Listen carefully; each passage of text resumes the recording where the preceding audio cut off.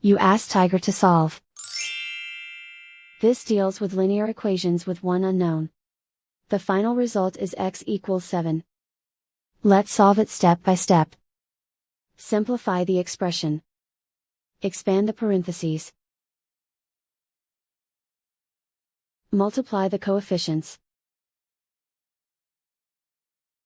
Simplify the arithmetic.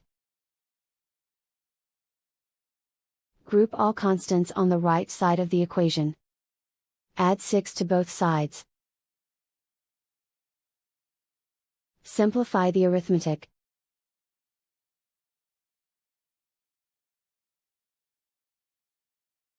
Isolate the x.